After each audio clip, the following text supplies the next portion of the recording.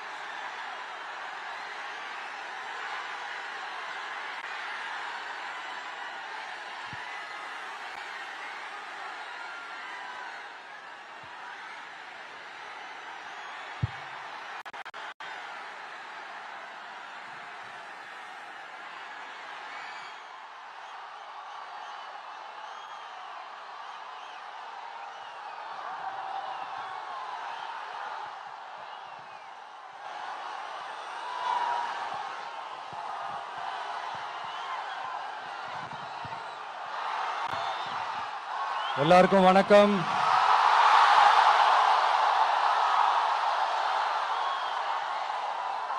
எல்லாரும் எப்படி இருக்கீங்க? சாப்பிட்டீங்களா?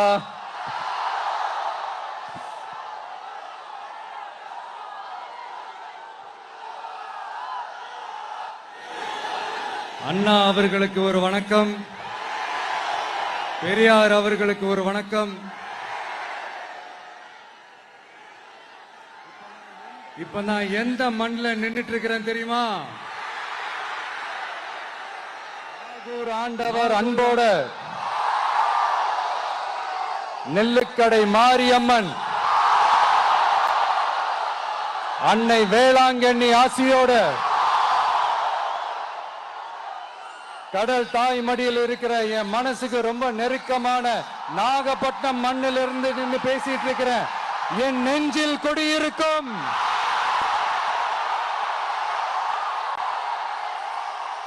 உங்கள் அனைவருக்கும் என்னைக்குமே ஒரு மீனவ நண்பனா இருக்கிற இந்த விஜயோட அன்பு வணக்கங்கள். இந்த கப்பல் இருந்து வந்து இறங்குற இந்த பொருட்களை எல்லாம் விற்கிறதுக்காக அந்த காலத்துல அந்தி கடையெல்லாம் நாகப்பட்டினத்தில் இருக்கும்னு கேள்விப்பட்டிருக்கிறேன். மீன் பிடிக்கிற தொழில், மற்ற தொழில்கள், இந்த விவசாயம், எந்த பக்கம் திரும்பினாலும் எப்படி பார்த்தாலும் உழைக்கிற மக்கள் இருக்கிற ஊர் தான் நம்ம நாகப்பட்டினம் ஊர். மத வேறுபாடே இல்லாத அனைவருக்கும் பிடித்து போன மத சார்பின்மைக்கு எடுத்துக்காட்டாக வாழ்ற உங்கள் அனைவருக்கும் மீண்டும் என்னுடைய சிரம் தாழ்ந்த ஸ்பெஷல் வணக்கங்கள். இந்த தமிழ்நாட்டில் இந்த மீன் ஏற்றுமதியில 2வது இடத்துல இருக்கிறது நம்ம நாகப்பட்டினம் ஹார்பர் தான். ஆனா அங்க நவீன வசதிகளோட இந்த மீன் பதப்படுத்துற இந்த மாடர்ன் தொழிற்சாலைகள்லாம் இல்ல.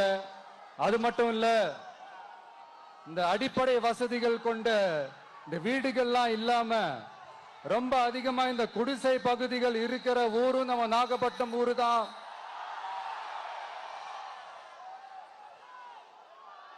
இந்த முன்னேற்றத்திற்கெல்லாம் எங்கள் ஆட்சிதான் சாட்சி. அப்படி இப்படின்ட்டு இந்த அடுக்குமொழியில பேசி அது நம்ம கேட்டு காதுல இருந்து ரத்தம் வந்ததான் மிச்சம். இவங்க ஆண்டது பத்தாதா? இப்படி தவிக்கிறாங்களே நம்ம மக்கள், அது பத்தாதா?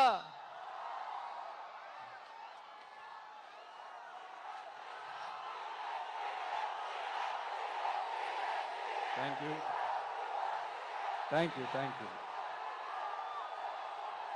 இந்த இலங்கை கடற்படையால நம்ம மீனவர்கள் தாக்கப்படுறதையும்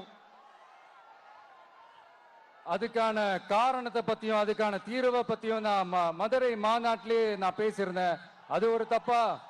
மீனவர்களுக்காக குரல் கொடுக்கறதும் அவங்களோட நிக்கிறதும் நம்மளுடைய கடமை, நம்மளுடைய உரிமை. நான் என்ன இன்னைக்கு நேத்தாங்க அவங்களுக்காக குரல் கொடுக்கிறேன். இதே நாகப்பட்டினத்துல 14 வருஷத்துக்கு முன்னாடி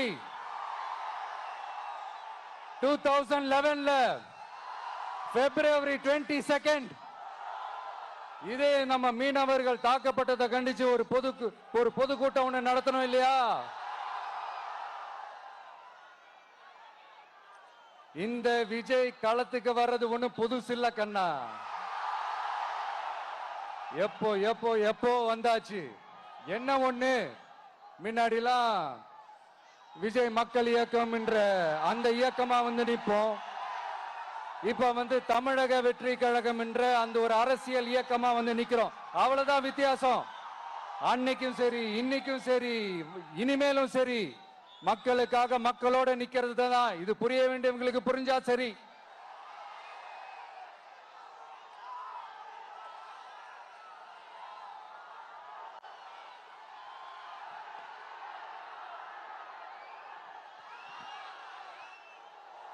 மீனவர்களுக்காக குரல் கொடுக்கிற இதே சமயத்துல நம்ம தொப்புள் கொடி உறவுகளான ஈழத் தமிழர்கள், அவங்க இலங்கையில் இருந்தாலும் உலகத்துல எந்த மூலையில இருந்தாலும் தாய்ப்பாசம் காட்டின தலைவனை இழந்து தவிக்கிற அவங்களுக்காகவும் குரல் கொடுக்கிறது, அவங்களுக்காகவும் நிக்கிறது நம்மளோட கடமை இல்லையா? மீனவர்களோட உயிர் எந்த அளவுக்கு முக்கியமோ அந்த அளவுக்கு ஈழத் தமிழர்களோட அவங்களுடைய கனவுகளும் அவங்களுடைய வாழ்க்கையும் நமக்கு ரொம்ப ரொம்ப முக்கியம். நம்ம மீனவர்கள் படுற இந்த கஷ்டத்தை எல்லாம் பார்த்து ஒரு பெருசா ஒரு கடிதம் ஒண்ணு எழுதிட்டு அதுக்கப்புறம் கப்சிப்னு சைலண்டா போறதுக்கு நாம ஒண்ணு இந்த கபட நாடக திமுக அரசும் கிடையாது. மத்த மீனவர்கள்னா இந்திய மீனவர்கள், நம்ம மீனவர்கள்னா தமிழக மீனவர்கள். இப்படி பிரிச்சு பார்த்து பேசுறதுக்கு நாம ஒண்ணு பாசிச பாஜக அரசும் கிடையாது. நிரந்தரமான தீர்வு, நிரந்தரமான ஒரு இந்த ப்ராப்ளத்தை சால்வ் பண்றதுதான் நம்மளுடைய ஒரு முக்கியமான ஒரு அஜெண்டாவே. சரி, இப்ப நம்ம நாகப்பட்டினம் ஏரியாவுக்கு வருவோம்.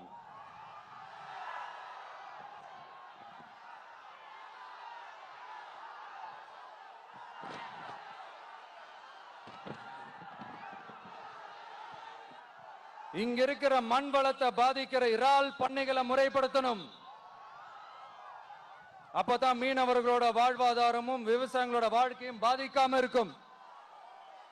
கடலோர கிராமங்கள்ல மீன் அரிப்புல இருந்து பாதுகாக்கிற அலையாத்தி காடுகளை அழிக்கிறத பத்தி தடுத்து நிறுத்தி அதுக்கு ஒரு வழி பண்ண வேண்டிய அரசாங்கத்துக்கு இதை விட ஒரு முக்கியமான ஒரு வேலை ஒண்ணு இருக்கு. அது என்ன தெரியுமா?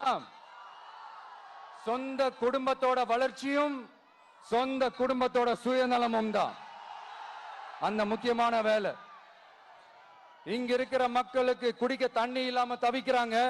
அதுக்கு தீர்வா காவிரி தண்ணியை கொண்டு வரலாம், மக்களோட தாகத்தை தீர்க்க. கொண்டு வந்தாங்களா? இவ்வளவு பாரம்பரிய கடல் சார்ந்த ஊர்ல ஒரு கவர்மெண்ட் மெரைன் காலேஜ் ஒண்ணு கொண்டு வரலாம். கொண்டு வந்தாங்களா? மீன் சம்பந்தமான எந்த தொழிற்சாலையும் அமைச்சாங்களா? அட்லீஸ்ட் நிறைய பேருக்கு வேலை வாய்ப்பு கிடைக்கிற மாதிரி தொழில் வளர்த்தியாவது பெருக்கலாம், அதையாவது செஞ்சாங்களா? ஆனா ஒவ்வொரு டைமும் வெளிநாட்டுக்கு டூர் போயிட்டு வர்றப்பெல்லாம் அத்தனை கோடி முதலீடு, இத்தனை கோடி முதலீடுன்னு சிஎம் அவர்கள் சிரிச்சுக்கிட்டே சொல்லுவாரு. சிஎம் சார், மனசை தொட்டு சொல்லுங்க, வெளிநாட்டு முதலீடா இல்ல வெளிநாட்டுல முதலீடா? ஒட்டுமொத்த தமிழ்நாட்டுக்கும் முதலீடா இல்ல உங்க குடும்பத்தோட முதலீடு வெளிநாட்டுக்கு போகுதா? வேளாங்கண்ணி, நாகூர், கோடியக்கரைன்னு இங்க இருக்கிற டூரிஸ்ட் பிளேஸ் எல்லாம் கொஞ்சம் நல்லா டெவலப் பண்ணலாம். பண்ண என்ன குறைஞ்சா போயிடுவீங்க? வேதாரண்யம் பகுதியில் உப்பு ஏற்றுமதி செய்யறதுக்கு வசதியை செஞ்சு கொடுக்கலாம். செஞ்சாங்களா? நாகூர் ஆண்டவர் அரசு மருத்துவமனையில பிரசவம் பார்க்கிற டாக்டரே இல்லையா? நாகப்பட்டினம் புது பஸ் ஸ்டாண்டையாவது சுத்தமா சுகாதாரமா வச்சுக்கிறாங்களா? நாகப்பட்டினம் ரயில்வே ஸ்டேஷன் வேலைகளை சீக்கிரமா முடிச்சு வைக்கலாம், அதையாவது செஞ்சாங்களா? இங்க ஏற்கனவே இருந்த ஸ்டீல் ரோலிங் மில்லையும் ரயில் பெட்டி தயாரிக்கிற தொழிற்சாலை மூடிட்டாங்க. அத மறுபடியும் திறந்தா நிறைய பேருக்கு வேலை வாய்ப்புகள் கிடைக்கும். ஏன் அதை பத்தி யோசிக்கல? மேலக்கோட்டை வாசல் NH மேம்பாலம் கட்டி 50 வருஷம் ஆச்சு, அது சரியா மேம்படுத்தலாம், அதை செஞ்சாங்களா? Thanjavur to Nagapattinam NH road வேலை பல வருஷமா நடக்குது, இன்னும் முடிச்ச பாடே காணும், அதை வேகப்படுத்தி முடிச்சிருக்கலாம், அதையாவது செஞ்சாங்களா?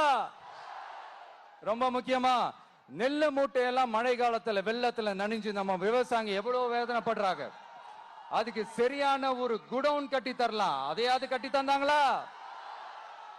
எலெக்ஷனுக்கு முன்னாடி திமுக காரங்க வந்து செய்வோம் செய்வோம் செய்வோம் செய்வோம்னு சொன்னாங்களே, செஞ்சாங்களா? இதெல்லாம் எதுவுமே செய்யாம எல்லாத்தையும் செஞ்ச மாதிரியே அதையும் பெரியமையா வேற சொல்லுவாங்க இவங்க. நான் வந்து போன வாரம் திருச்சிக்கும் அரியலூர் மாவட்டத்துக்கும் போய் நம்ம மக்களை சந்திக்க போயிருந்தேன். அப்போ பெரம்பலூரும் போக வேண்டியது. அங்க சில ரூல்ஸ் அண்ட் ரெகுலேஷன்ஸ், ஒரு கட்டத்துக்கு அப்புறம் இந்த பஸ்ஸே மூவ் ஆகல. அதுக்கப்புறம் அதை தாண்டி ஒரு டைமுக்கு மேல பேசுறது, சரி அதெல்லாம் விடுங்க. இந்த நேரத்தில் பெரம்பலூர் பகுதி மக்களுக்கு நான் மன்னிப்பு கேட்டுக்கிறேன். சீக்கிரமாவே உங்களை தேடி நான் வருவேன் ஃபார் ஷுவர். நம்ம வந்து இந்த டூர் பிளான் இந்த ஷெட்யூல் போட்டதுக்கு அப்புறம் அது என்னப்பா சனிக்கிழமை சனிக்கிழமை சனிக்கிழமை அப்படின்னு ஒண்ணு ஸ்டார்ட் ஆச்சு. அது ஒண்ணு இல்ல, உங்க எல்லாரையும் வந்து பார்க்கும்போது உங்களுக்கு எந்த விதமான டிஸ்டர்பன்ஸும் இருந்துடக்கூடாது, முக்கியமா உங்களுடைய வேலைகளுக்கு எந்த விதமான டிஸ்டர்பன்ஸும் இருந்துடக்கூடாது அப்படின்ற ஒரே காரணத்துக்காக தான் இப்படி வீக்கெண்டா பார்த்து இப்படி இந்த பிளானை ஷெட்யூல் பண்ணோம். லீவு நாட்கள்ல ஓய்வு நாட்கள்ல வரணும்ன்றதா அந்த எண்ணமே. அது மட்டும் இல்ல, அரசியல்ல சில பேருக்கு நம்ம ஓய்வும் கொடுக்கணும் இல்லையா?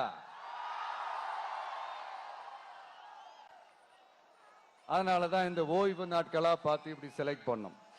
சரி, இப்ப நம்ம மக்களை சந்திக்கிறதுக்கு, நம்ம சொந்தங்களை சந்திக்கிறதுக்கு எத்தனை கட்டுப்பாடுங்க.